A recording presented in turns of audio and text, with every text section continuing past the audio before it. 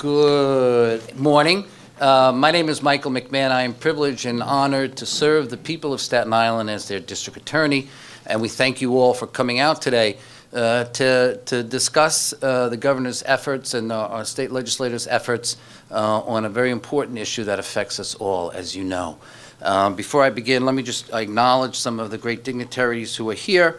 Our Borough President, James Otto.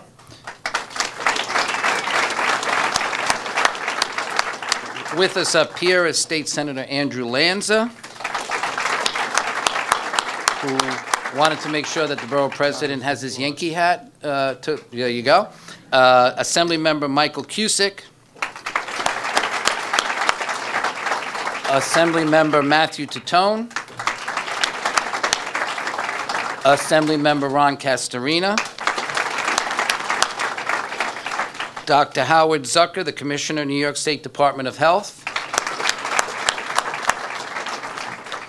Arlene Gonzalez-Sanchez, a great friend of Staten Island, Commissioner, Office of Alcoholism and Substance Abuse Services.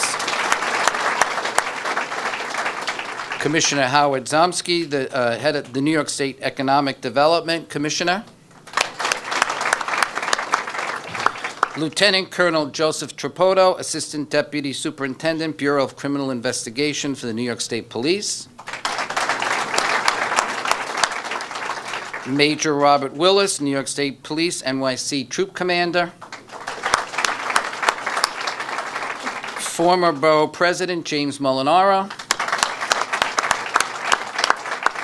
And our host, who we thank, Vincent Ignizio, the CEO of Catholic Charities of Staten Island, welcoming us out to this beautiful facility. So let me introduce our special guest today. Here's what we know. Staten Island and the rest of the state and our country finds itself in the throes of a terrible epidemic. It's a plague, we call it. It's the opioid and heroin overdose epidemic that is raging throughout our community and that we're fighting very hard here on Staten Island. And Governor, the beauty of Staten Island is a great community. We come together to solve problems, and we've worked very hard to do a lot of different things with our partners in government, with our partners in the community, the health community, everyone here on Staten Island. We've started some great programs, the Overdose Response Initiative, the HOPE Initiative, sihope.org, the Relay, TISA, the Staten Island Partnership for Community Wellness, all doing so much to fight this battle. But there's one thing we know, that what has made the epidemic so acute, the plague so acute, is the introduction of fentanyl into the stream of narcotics that are being sold out in our community. And we know we have to go after those who suffer from addiction illness, to go after the demand, but we also have to go after the supply. And in order to do that, we need some added tools, because fentanyl is a synthetic opioid made in illegal laboratories that is being mixed in, and when the chemical structure is altered in a certain way, it no longer fits into the list of controlled substances on our state penal code. And so what the governor has come to announce today is a very important step. I was privileged and served to serve on his task force last year when we made our announcements here of some of the recommendation. The governor has heard that, and he is working now on that, as he'll announce today. He is a great friend of Staten Island. He was when he worked in the federal government for HUD. He was when he was our state attorney general, and he is now as our 56th governor. And it is my privilege and honor to welcome and introduce to you today a friend in the imminent battle we face, a great friend of Staten Island, our Governor, Andrew Cuomo. Thank you. Thank you very much. Thank you. Thank you. Thank you. Thank you. Thank you. First, let's give the district attorney a big round of applause for the great job that he is doing.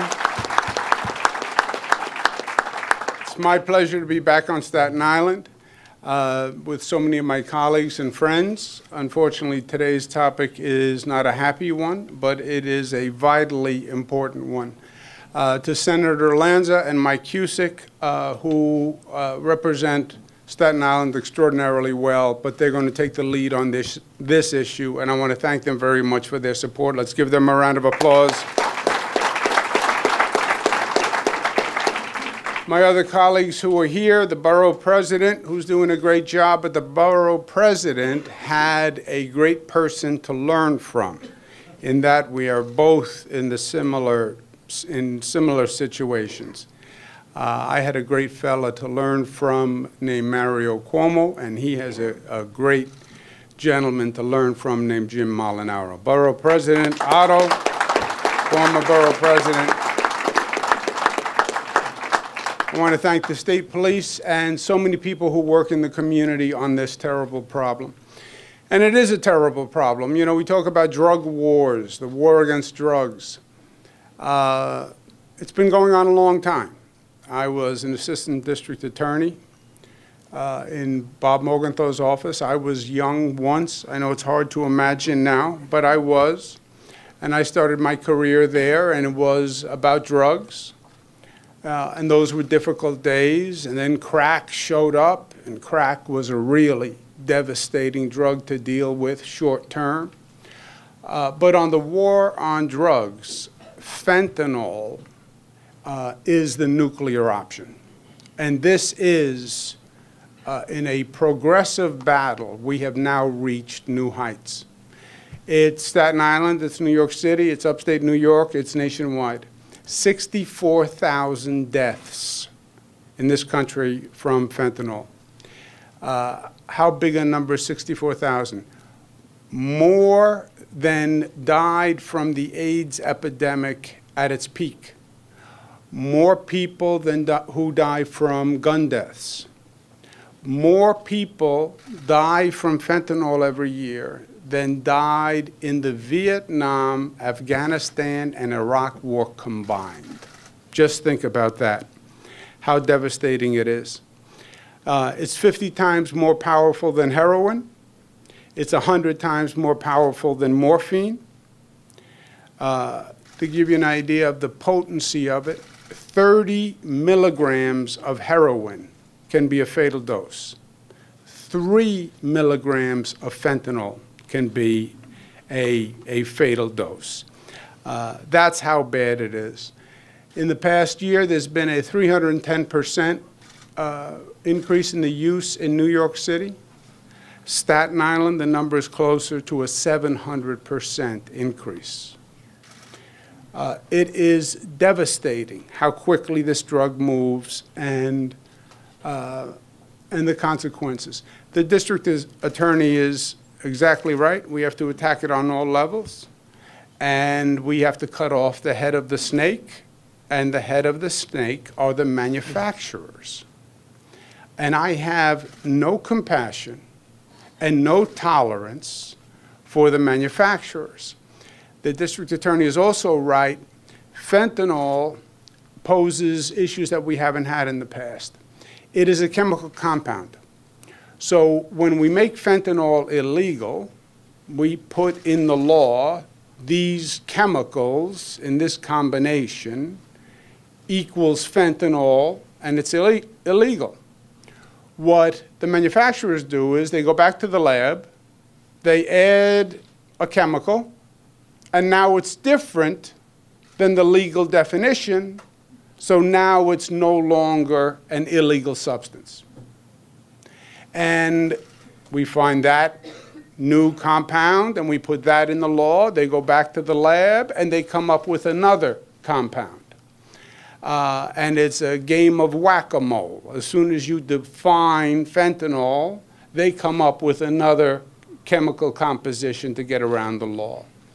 And we are a dog chasing its tail, and we want to end that. The way we want to end that is take fentanyl and the analogs of fentanyl, the deviations of fentanyl, which are defined by the federal government and added to something called Schedule 1, which makes the criminal punishment very serious. It's a felony punishable for up to 20 years. Any analog that the federal government defines for fentanyl, we will give the Commissioner of Health, Howard Zucker, who's here, the legal authority to add that definition to the fentanyl definition. So as they continue to come up with new, slightly tweaked compounds, they would be automatically added to the list, allowing the police, allowing the district attorney to do their job and to actually stay ahead of the manufacturers rather than always playing catch-up. It is common sense. It's right. Why anyone would want to protect the manufacturers of this deadly drug, I have no idea. It is not a partisan issue. I'm a Democrat. Senator Lanza is a Republican. Mike is a Democrat. This is not about politics. This is about protecting New Yorkers. This is about protecting New Yorkers from a scourge. This is about protecting young people from a threat that we haven't faced before. And the numbers, as I mentioned before, are frightening. It would align the state law with the federal law. So if it's a Schedule I drug for federal purposes, it would be a Schedule I drug for state purposes, and get us ahead of the manufacturers rather than playing catch-up. There's a related issue that I think we can handle it administratively. There's a drug called naloxone, which for a heroin overdose has been amazing at saving lives. And a person who could die from a heroin overdose, if they get to them fast enough with this drug, they can actually save their life. And there have been thousands of lives saved with this drug. And we worked very hard to get the drug to police, to EMS, to hospitals, because you need it accessible. The dosage for a heroin overdose, let's call it one dose. The dosage for a fentanyl overdose is 5 times that. The insurance companies, in their great wisdom, would not cover the dosage for fentanyl. I'm not going to let young people die because an insurance company wants additional profit and doesn't want to cover the dosage for fentanyl. So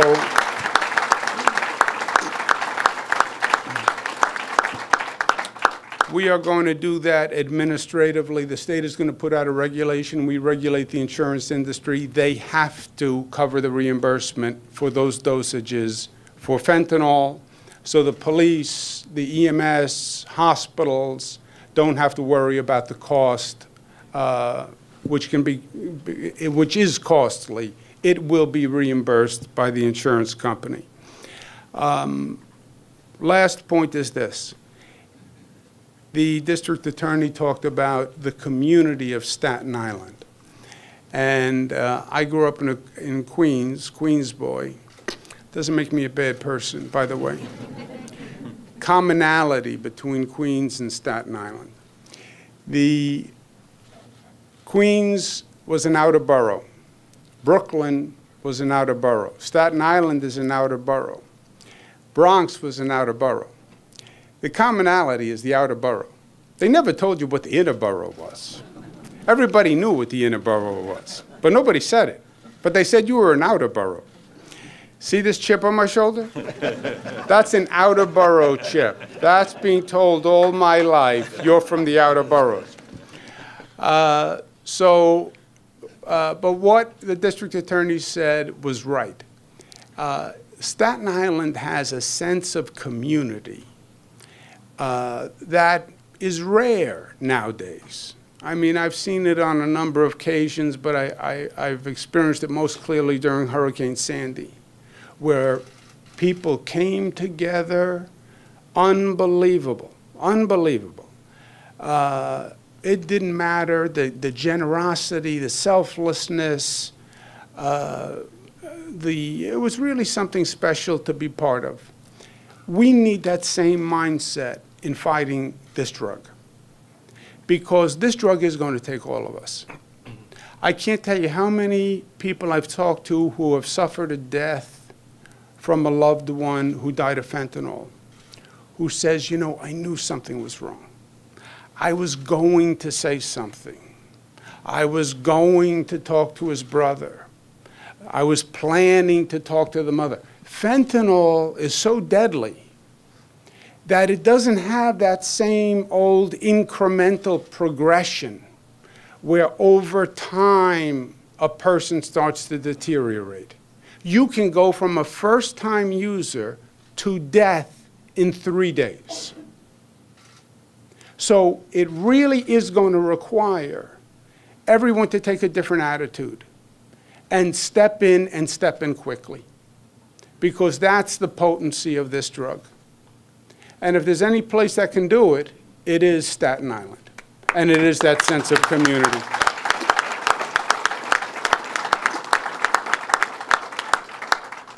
That's going to be the proposal. It's going to be proposed in a piece of legislation. It's going to be carried by Senator Andrew Lanza and Assemblyman Michael Cusick.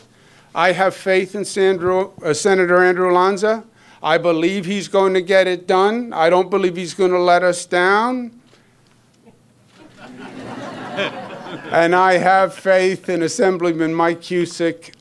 We'll get this law passed, and this law will save lives. Thank you very much.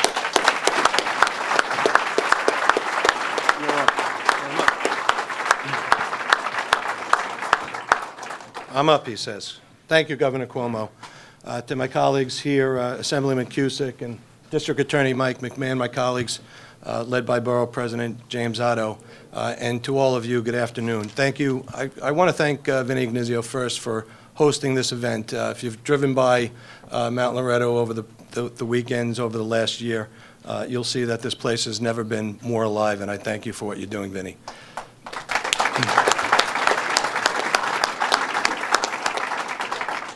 There is a certain sadness to this gathering, and it's because it means that people are being killed from one end of New York to the other.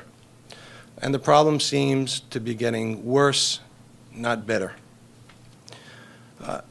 Inasmuch as this is a man-made problem, there is hope that we can fix this problem. And I take Governor Cuomo's visit here with his message as a sign of that hope. The governor put the problem in perspective. I'd like to shed a little more perspective on the problem. Recently, we watched in horror the Las Vegas shooting, in which 59 of our fellow citizens lost their lives. It is described as America's worst mass murder. But if you look at the math, it's not true.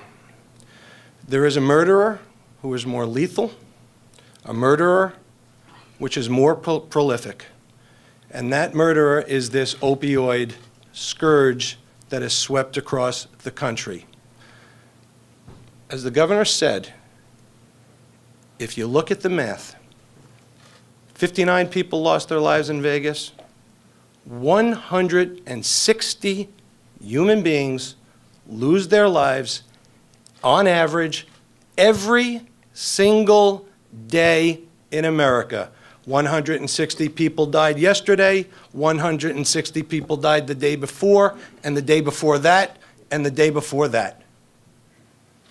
We saw after Vegas people screaming and yelling to do everything to call from martial law to throwing the Bill of Rights in the shredder. Where is the outrage here? Where is it?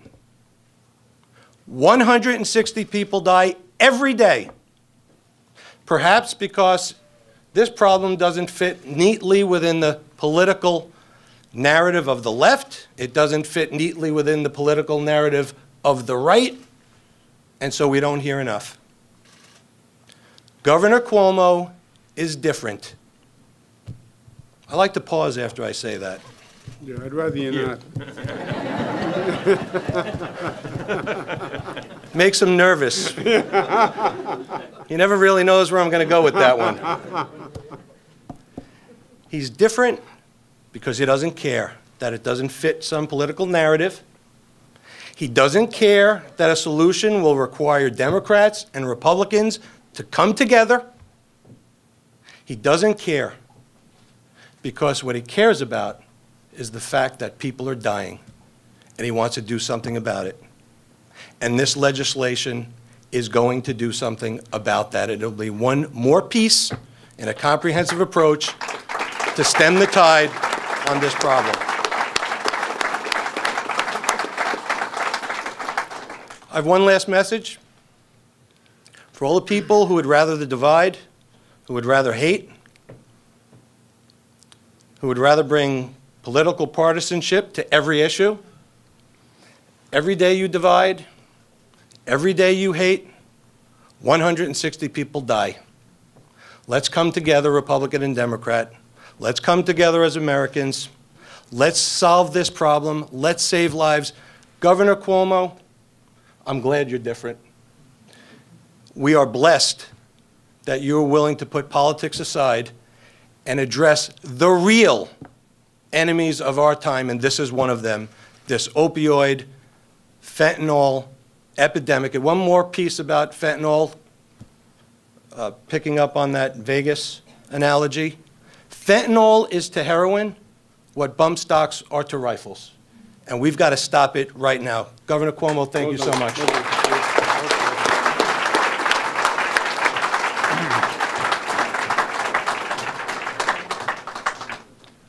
Thank you, Andrew.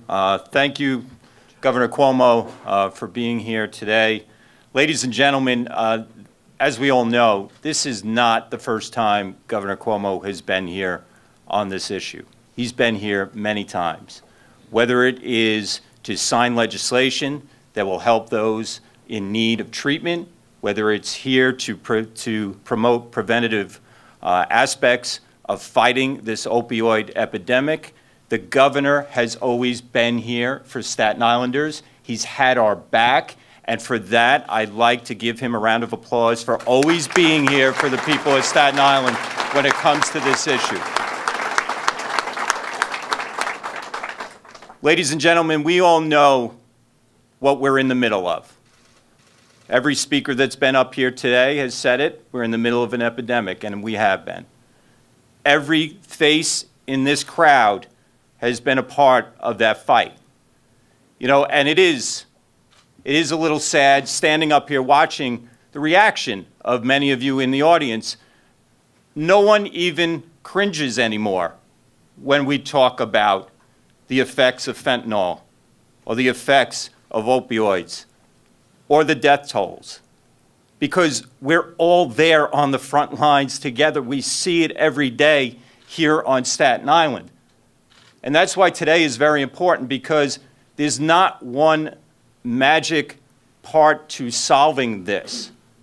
This takes a team effort. This takes a series of programs to go forward, whether it is preventative measures, whether it is treatment, and whether it is giving our law enforcement agents another tool in the toolbox to allow them to do their job and to protect our citizens, protect them from this evil, fentanyl, and the opioid crisis. And that's why we don't do this as individuals. As the governor had mentioned, the governor is leading all of us forward, but it takes all of us to do this together. I'm proud to be working with Senator Lanza again on legislation now on the fentanyl issue and designating it a controlled substance. But that also takes our colleagues in the legislature. You know, Matt Titone and Ron Castorina, we're going to need them to work with us as we move forward. Passing legislation isn't easy. That's why you need all hands on deck, specifically with this piece of legislation. As a legislator, there are many rewards to the job. But one reward that we have is when we can actually affect someone's life, or in this case, save someone's life. So that's why I look forward to working with Governor Cuomo as he leads us, our team here on Staten Island, up in Albany, to get this done, because I believe this will save lives. And we need this tool for our law enforcement to get this done. So ladies and gentlemen, please work with us. Support your legislative team up in Albany. Support our governor. Support us as we move forward and we work together and we continue to help the treatment centers. We continue to help the other aspects of this major fight that we have on our hands. But it's going to take all of us to do that. And please, I encourage you, don't get discouraged. Don't get discouraged. We can do this together. So thank you, ladies and gentlemen. Ladies and gentlemen, thank you for attending here today. This concludes our program. Thank you again for all your support, and thank you for being here today. Thank you so much.